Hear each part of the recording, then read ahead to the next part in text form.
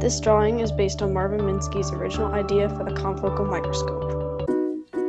At the start of the optics for the confocal microscope, there is a light source, number 10, accompanied by a reflector, number 12.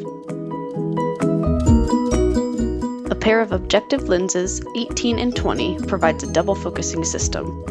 The objective lens, number 18, is shown as a symmetric double convex lens and is located between a plate or wall, numbered 14, and the specimen, numbered 22. This lens does not have to be a double convex lens, it can be simple or convex. The lens 18 focuses the light from the pinhole aperture onto the specimen. This produces an illuminated point onto the specimen. The point source of light, A, produced at the pinhole aperture, becomes a divergent beam indicated by the rays BB in the path where lens 18 is located. In passing through lens 18, the divergent beam becomes a convergent beam indicated by the rays CC. This beam converges to its focal point, D. As just noted, lens 18 produces an axial cone of light, having an apex D.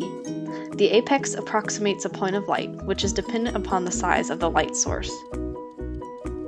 The part of the specimen to be examined is located at that apex, so there is a point of light produced and projected onto the desired area of the specimen. The apex of light on the specimen becomes a divergent beam, shown by rays EE. These beams pass through the second objective lens, lens 20, to become a convergent beam, shown by rays FF. The second lens is of similar shape to lens 18 and is located on the opposite side of the specimen. It lies between the specimen and a second plate, numbered 24. Lens 20 focuses this illuminated specimen point onto the second pinhole aperture, numbered 26. The second pinhole aperture increases the optical resolution of the system. The beam FF converges to a focal point, G. Behind plate 24 is a photosensitive device, numbered 28. This device measures the intensity of the light passing through the pinhole aperture.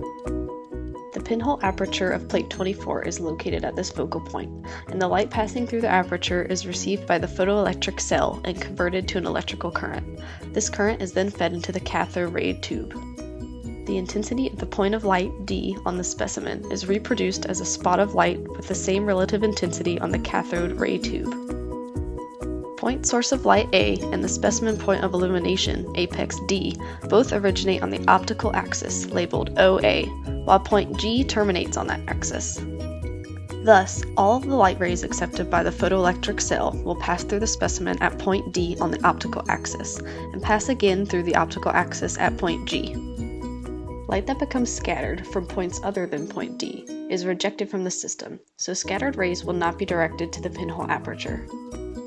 This high degree of selectivity results in minimal blurring, a resolution increase, and the ability for the use of high-resolution light microscopy with thick and highly scattered specimens.